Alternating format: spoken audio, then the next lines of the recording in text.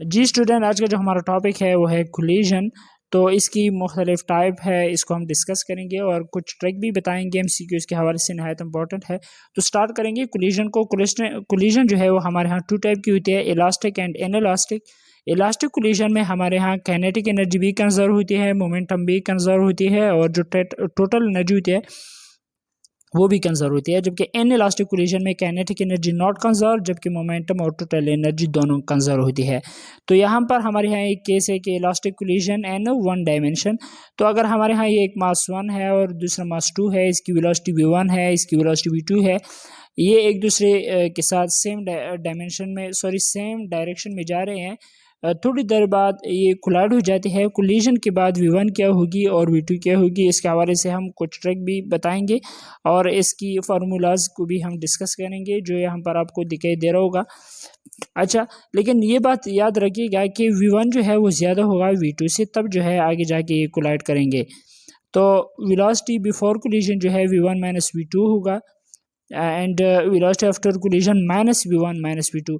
क्यों यहाँ पर ये केस है, आपको दिखाई दे रहा होगा। अगर टू बॉडीज़ है सेम डायरेक्शन में जा रही है तो इसकी जो वेलोसिटी होगी वो एक दूसरे से माइनस हो जाती है, क्योंकि सेम डायरेक्शन में अगर आप देख ले वेलोसिटी ऐड नहीं होती, वेलोसिटी माइनस हो जाती है। जबकि अपोजिट डायरेक्शन में वेलोसिटी जो है वो ऐड किए जाते हैं, क्योंकि आपको पता होना चाहिए जब टू बॉडीज़ अपोजिट डायरेक्शन में जा रहे हैं तो ये एक दूसरे के साथ जो है बहुत जल्दी से करीब आ जाते हैं। तो इसलिए हम इस केस में वेलोसिटी को ऐड करेंगे, जबकि इस केस में जो सेम डायरेक्शन में बॉडी जा रहे हैं इस केस में वेलोसिटी को एक दूसरे से माइनस करेंगे।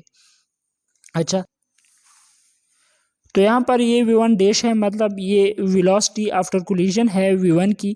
जैसे कि यहाँ पर अगर आप देख रहे हैं स्टील बॉल है और ये जो है टेनिस बॉल है, ये v1 है, इसकी मास जो है 1 होगा v1 और इसकी जो वेलोसिटी होगी ये v1 होगी। लेकिन आफ्टर कोलिजन इसकी जो वेलोसिटी हो जाती है वो v1 डैश हो जाती है। और वही v1 डैश को अगर हम फाइंड करना चाहते हैं तो इसके लिए हम ये फार्मूला यूज़ करेंगे कि m1 minus m2 divide by m1 plus m2 v1 plus 2m2 divide by m1 plus m2 multiply by v2। यहाँ पर ये देख ले, ये भी m1 प्लस m2 है, ये भी m1 प्लस m2 है, नीचे भी आप देख सकते हैं m1 plus m2 m1 plus m2। तो ये टर्म जो है आपको क्लियर होनी चाहिए। बाकी ऊपर आप अगर आप देख ले ये m1 माइनस m2 है और यहाँ पर 2m2 है, यहाँ पर भी v1 मल्टीप्लाई हो चुका है और यहाँ पर v2 मल्टीप्लाई हो चुका है। तो ये अगर हम v1 डैश को मालूम करना चाहते हैं तो ये फार्मूला यूज़ करेंगे, अगर v2 डैश को मालूम करना चाहते हैं तो ये फार्मूला हम यूज़ करेंगे। लेकिन अक्सर में इस तरह होता है कि हमारे यहाँ जो v2 होती है, मतलब ये दूसरा जो बॉल हमने यहाँ पर ये एग्जांपल भी किया हुआ है, ये असल में मतलब बाज़ औक़ात ये रेस्ट में होता है। It means that v2 zero होती है। जब v2 ज़ीरो हो जाती है तो हमारे यहाँ v1 डैश हमारे यहाँ बराबर होती है m1 minus m2 divide by m1 plus m2 और v1 यहाँ पर v2 डैश जो है ये 2m1 divide by m1 plus m2 multiply by v1।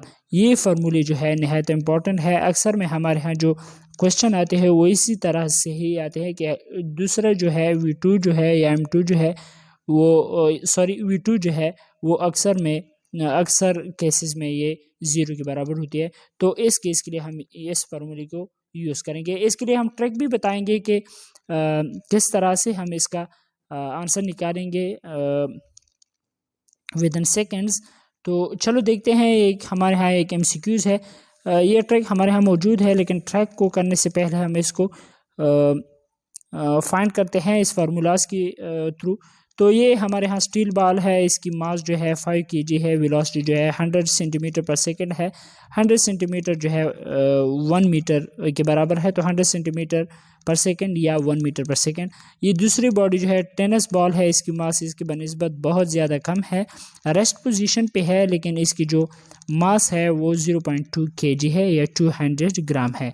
ये कोलाइड कर जाते हैं। कोलिजन के बाद जो है v1 डैश को हम मालूम करेंगे, मतलब velocity of steel ball v1 dash है, इसको मालूम करेंगे। And velocity of tennis ball v dash, इसको हम फाइंड करेंगे। v डैश को हम v2 डैश भी कह सकते हैं।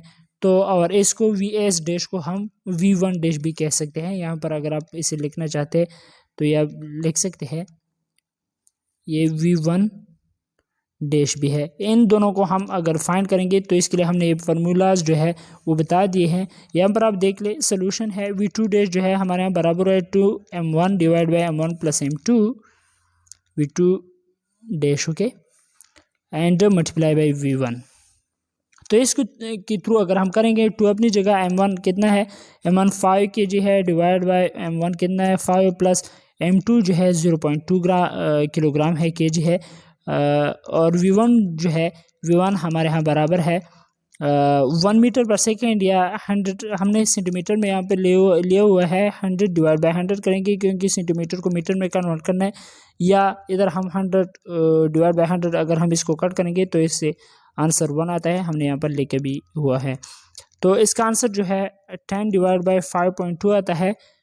तो ये अप्रॉक्सीमेटली जो है तकरीबन इसका आंसर जो है 2 मीटर पर सेकेंड है। इसके लिए हम बहुत आसानी के साथ इसकी ट्रिक यहाँ पर बताएंगे लेकिन हम पहले इसको इस तरीके से फाइंड करेंगे। और दूसरा v1 डैश जो है अगर हम इसको फाइंड करना चाहते हैं v1 डैश के लिए हमारे यहाँ ये फार्मूला है तो इस फार्मूले में वीडियो पुट कर लीजिएगा 4.8 divide by 5.2 approximately equal to 1 metre per second. तो चलो इसकी ट्रिक की तरफ आते हैं। ट्रिक इसके लिए ये है कि यहाँ पर आप देख ले अगर हमारे यहाँ मासेस सेम हो तो v1 डैश जो है आफ्टर कोलिजन बराबर होगा v2 के। मतलब इसके लिए हम इस तरह एमसीक्यू लिख सकते हैं कि हमारे यहाँ ये भी एक स्टील बॉल है और दूसरा भी स्टील बॉल है। इट मीन्स दैट इन दोनों की मासेस सेम है। आफ्टर कोलिजन स्टील बॉल के अगर हम कहें कि इसकी वेलोसिटी जो है 2 मीटर पर सेकेंड है ओके 2 मीटर पर सेकेंड इसकी वेलोसिटी है और इसकी 1 मीटर पर सेकेंड है। तो आफ्टर कोलिजन हमने यहाँ पर पढ़ा कि अगर मासेस सेम हो v1 डैश जो है मतलब स्टील बॉल जो v1 है इसकी वेलोसिटी v2 के बराबर होगा। v2 की हमने वेलोसिटी क्या बताई थी 1 मीटर पर सेकेंड तो इसकी जो है वेलोसिटी 1 मीटर पर सेकेंड हो जाएगा आफ्टर कोलिजन इस बॉल की। समझे। और इस तरह हमने क्या कहा था कि अगर इन दोनों की कोलिजन हो जाए तो इन दोनों की मासेस सेम है। आफ्टर कोलिजन इसकी वेलोसिटी जो है आफ्टर कोलिजन इसकी वेलोसिटी इस बॉल की वेलोसिटी के बराबर हो जाएगा। तो इसकी वेलोसिटी हमने क्या बताया था तो 2 मीटर पर सेकेंड से अगर ये जा रही थी तो इसकी वेलोसिटी 2 मीटर पर सेकेंड होगी आफ्टर कोलिजन। तो ये सिंपल है। m1 अगर मासेस सेम हो तो v1 की वेलोसिटी v2 के बराबर होगा v1 डैश की और v2 डैश की v1 के बराबर होगा। अगर मासेस सेम है एंड v2 0 हो तभी ये केस है लेकिन इसको थोड़ा सा मतलब सिंप्लीफाई कर चुका है यहाँ पर। अगर v2 0 हो मासेस सेम है v2 0 हो तो v1 डैश ने हमने यहाँ पर क्या कहा कि v1 डैश की जो वेलोसिटी होगी वो v2 के बराबर होगी। v2 0 है तो वेलोसिटी 0 हो जाती है। यहाँ पर देख ले हमने कहा था कि अगर मासेस सेम हो तो v2 डैश की वेलोसिटी v1 के बराबर होगी। तो सिंपल है ये केस तो सिंपल है लेकिन v1 डैश की वेलोसिटी 0 इसलिए होती है क्योंकि v1 डैश की वेलोसिटी v2 के बराबर होती है और v2 की वेलोसिटी हमने पढ़ा है कि वो 0 के बराबर है। तो एक स्पेशल केस है इसकी।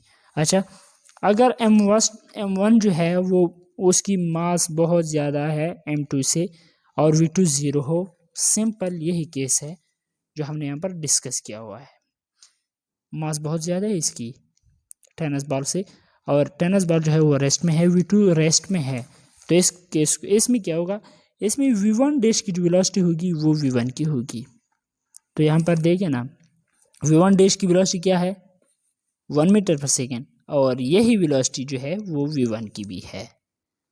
समझ आ गया होगा आपको। अच्छा दूसरा क्या जो है v2 डैश की जो वेलोसिटी होगी वो 2v1 की होगी। तो v2 डैश की वेलोसिटी 2 मीटर पर सेकेंड है मतलब 2 मल्टीप्लाई बाई v1 की वेलोसिटी 1 मीटर पर सेकेंड है तो 2 multiply by 1 that will be 2 metre per second. ये यहाँ पर हमने प्रूफ भी किया है। तो ये ट्रिक आपको पता होना चाहिए।